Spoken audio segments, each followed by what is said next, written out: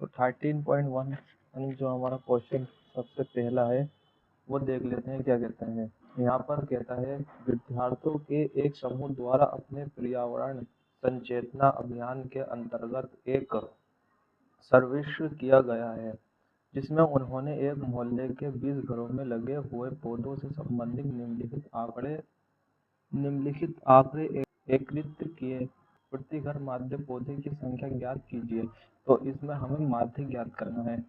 पौधों की संख्या हमें ये दे रखी है और घरों की संख्या हमें ये दे रखी है और नीचे लिखा हुआ है माध्य ज्ञात करने के लिए आपने किस विधि का प्रयोग किया और क्यों। हमें ये भी बताना है कि हमने जो इस विधि में इसे हल करने के लिए, इसका माध्य ज्ञात करने के लिए किस विधि का प्रयोग किया है और क्यों किया है। तो चलिए हम इसको सॉल्व करते हैं। तो सबसे पहले जो हमें दे रखा है वो हम उतार लेते हैं। सबसे पहले यहाँ पर पौधों की संख्या दे रखी है 0 से 2, 2 से 4, 4 से 6, 6 से 8, 8 से 10, 10 से 12 और 12 से 14। और नीचे दे रखा है घरों की संख्या 1, 2, 1, 5, 6, 2, 3। तो इसे लिखते कैसे हैं आइए समझ लेते हैं। सबसे पहले जो हमें पौधों की संख्या दे रखा है वो हमारा हो जाता है वर्ग अंतराल। यहाँ दोस्तों जो हमारा वर्ग अंतराल है वो पौधों की संख्या हो जाता है।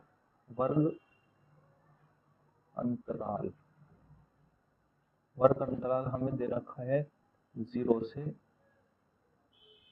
2, 2 से 4, 4 से 6, 6 से 8 दे रखा है और दे रखा है 8 से 10, 10 से 12 और 12 से 14। यह हमारा वर्ग अंतराल आ चुका है जो हमें दे रखा है। और घरों की संख्या को हम एफ आई से भी डिनोट कर सकते हैं और वो संख्या यानी बारंबारता, ये हमारी बारंबारता हो जाती है। ठीक है, तो बारंबारता हमें कितनी दे रखी है 1, 2, 1, 5, 6, 2 और 3। तो ये हमें क्वेश्चन में दे रखा है।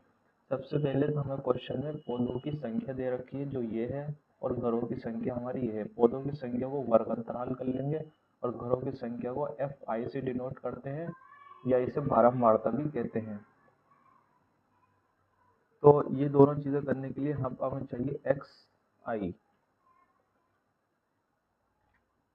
एक्स आई को निकालने का सबसे बेहतरीन तरीका है 0 और 2 को आप जोड़ दो। 0 और 2 को जब आप इस तरीके से 0 प्लस 2 को जब आप जोड़ोगे तो आपका आएगा 2 और इसे 2 से भाग दे दो तो 2 ही कम 2। तो हमारा जो एक्स आई आया है वो 1 आया है। इसी तरीके से 2 और 4 को हम जोड़ लेंगे। 2 और 4 कितना हो गया आपका 6, 6 का आधा कर दो तो आ गया हमारे पास 3। 4 और 6 को जोड़ो 10, 10 का आधा कर दो और कितना आ गया हमारे पास 5।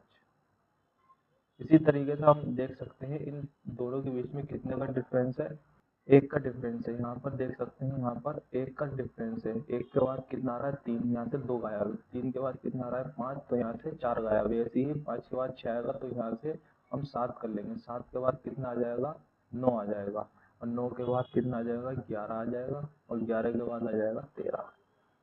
ठीक है, फिर आगे हमें ज्ञात करना होता है एफ आई इंटू एक्स आई। तो ये कैसे ज्ञात करते हैं चलिए इसे भी देख लेते हैं। तो एफ आई इंटू एक्स आई, तो क्या करना है इसे, इसकी गुणा इससे कर देनी है। यानी कि एफ जो दे रखा है उसकी गुणा हमें एक्स से कर देनी है। तो 1 की गुणा एक्स से करेंगे तो 1 आ जाएगा। 2 से कितना हो जाएगा 6 हो जाएगा। 5 का 5 हो जाएगा। 7 से 5 की गुणा करेंगे तो यह हमारा 35 हो जाएगा। 9 से 6 की करेंगे तो ये हमारा 54 हो जाएगा। 11 से 22 की करेंगे तो 11 से 2 की करेंगे तो 22 हो जाएगा और 13 से 2 की करेंगे तो ये हमारा 39 हो जाएगा। ठीक है, इतनी बात समझ में आ गई आपकी। तो चलिए आगे बढ़ते हैं। जो हमारा एफ वाला दे रखा है, जो बारंबारता दे रखी है, हम उसे प्लस कर लेंगे सबसे पहले।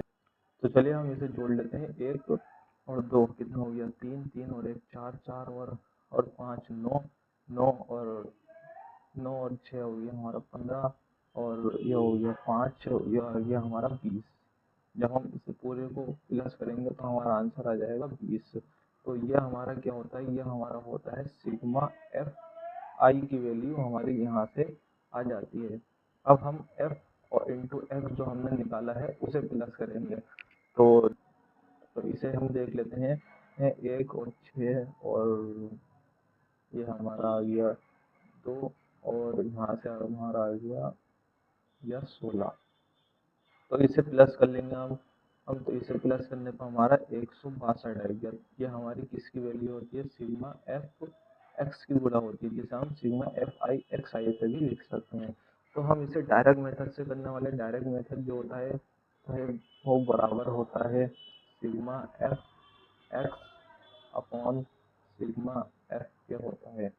तो इसकी वैल्यू पुटअप कर लेंगे हम इजिकल टू, तो जो सिग्मा एफ एक्स की वैल्यू हमारी 162 आई है, तो हमारी 162 क्या आ गया, और अपॉन में क्या है सिग्मा एफ, तो सिग्मा एफ की वैल्यू हमारी क्या आई है 20।